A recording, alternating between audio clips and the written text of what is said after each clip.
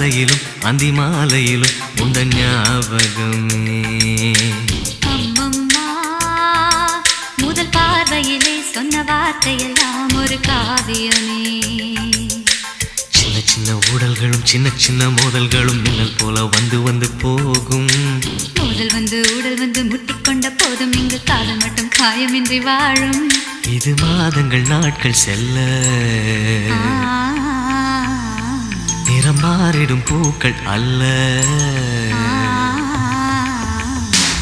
மீனம்மா அதிகாலையிலும் அந்தி மாலையிலும் உந்த ஞாபகமே.